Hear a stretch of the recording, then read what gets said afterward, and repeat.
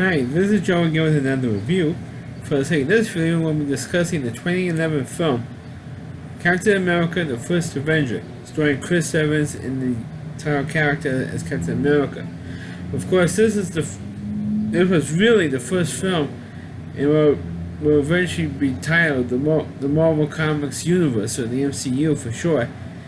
And of course, this movie is the one, of course, that sets the trend that we have today.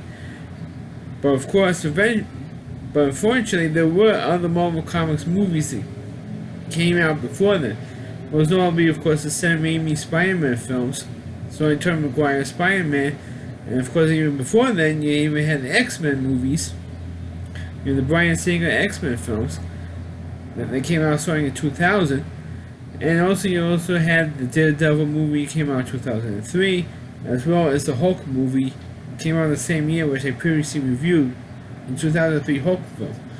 So there were other Marvel Comics movies, but from this point on, they kind of forgotten that those movies even existed. So you have to ignore all those movies as far as the early 2000s and concentrate on today for this generation.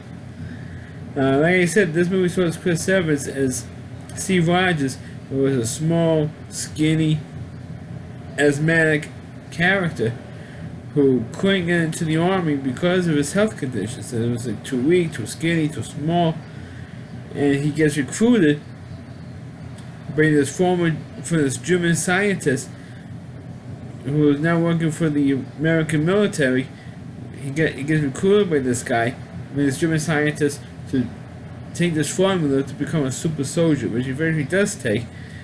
And he eventually does become a super soldier, but not right away, because the general was involved was Tommy Lee Jones. I should mention that Tommy Lee Jones is in this movie, playing general who was very reluctant to use Steve Rogers because of all of his health conditions and stuff, even after he takes the formula, because they wanted to try to recreate the formula. And of course, just like in the comic books and the various in the Captain America cartoon series back in the 1960s. Yes, there was a Captain America cartoon back in the 60s. I don't know if there are any episodes online here on YouTube, but you can see the opening of that particular cartoon, Captain America cartoon. Anyway, he was reluctant to use him because he was all sickly and he didn't believe that he could beat a one-man army. So what he did was, even after taking the formula, he was working for like the USO, Captain America, and there were little kids buying the comic books and stuff like that.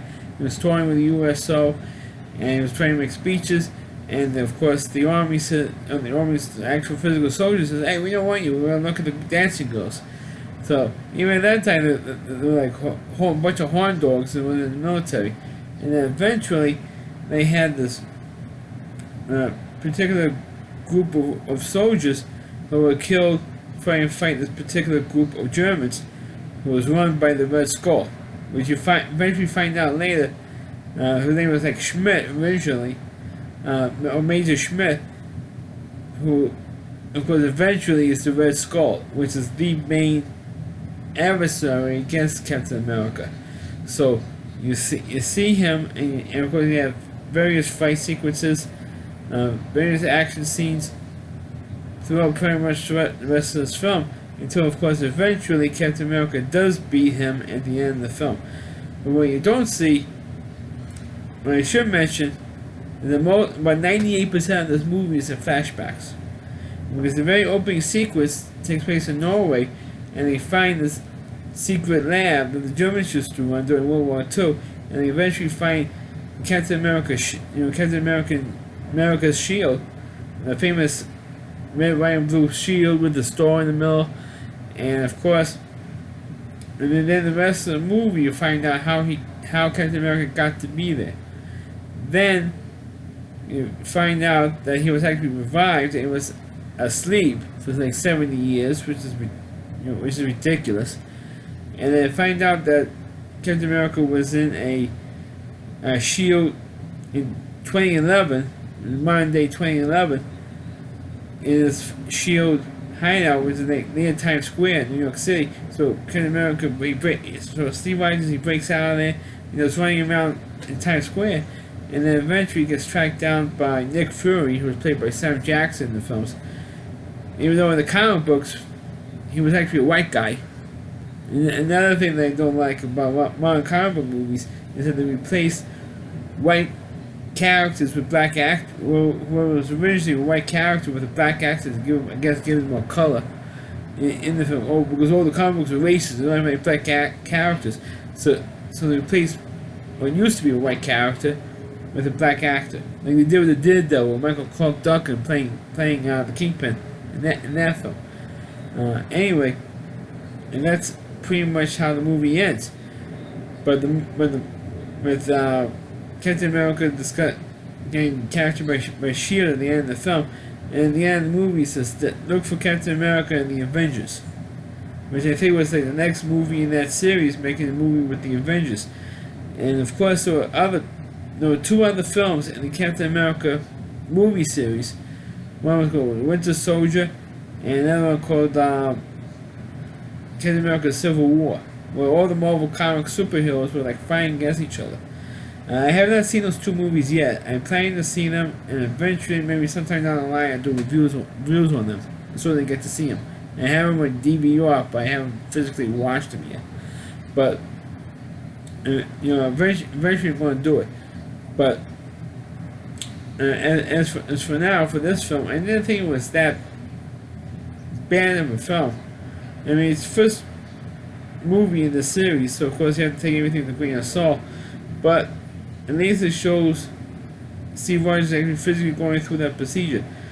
But I should mention there were also previous Captain America movies before. I think it was around like 1988, 89, around like the late 80s, about 1990. There was a Captain America movie, and I don't remember who played Captain America in that, but Ronnie Cox from the original RoboCop film in 1987, and in the Beverly Hills Cop movie, in the first two Beverly Hills Cop movies, plays the president in that movie, who gets kidnapped by the Red Skull, and Captain America gets revived in the modern day, like it does in this movie, and gets revived in the 80s, some 40 years later, and he, of course, defeats the Red Skull and rescues the president.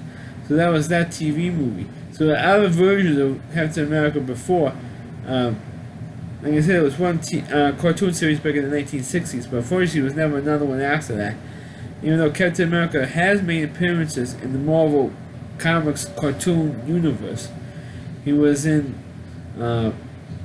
Spider-Man and His Amazing Friends back in the early 80s. So real early, they were 80, 81. And he was also in the Spider-Man the animated series back in the 90s. So you have seen the Captain America character before, but and also in a theatrical movie before.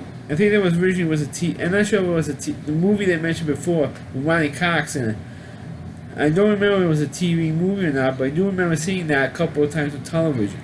So there were other versions of Captain America, but not with the budget and the special effects that this movie has. But this movie was, I mean, I thought it was good, but not great. Because I think it could have been better. I think it could have developed more of a plot. And that's the problem with these modern comic book movies. I'm talking about after the Sam Raimi Spider-Man films had ended. Even with the Daredevil movie that came out, even though as bad as it was, at least it had a plot to it, as well as the 2003 Hulk film. After that, all the movies had the comic book films, no matter if it's the DC Comics or the Marvel, they focus all on the action because people wanted to see action in these comic book movies and not build up to the action. They have a plot that builds up to the action scenes, and in the end you have this big action scene. That's the type of movies that I grew up with, especially with the Superman films and even the Tim Burton Batman movies. They build up to those action, to those big, and the action scenes were few and far between. You didn't have, let's say, 20 minutes of plot and then an hour 40 minutes of action. That's what people watch nowadays, but it doesn't make it a good movie. And that's how I feel about this film. And I probably would have the same reaction for the other films. But like I said, I'm going to eventually see them and then hopefully do reviews on them. But for this film, I thought that Captain America was good, but could have been better. So another review of Captain America, the First Avenger. Please click on the video, please rate it. Please subscribe to my channel, please forward this video to your Facebook pages. You can check out all my reviews and on my YouTube channel at rowdyc.com, that's all WDY, and C.com. Homepage and Rowdy Reviewer, Chris D. Moore, and please check out all his videos on his website. Thanks for watching, catch you next time.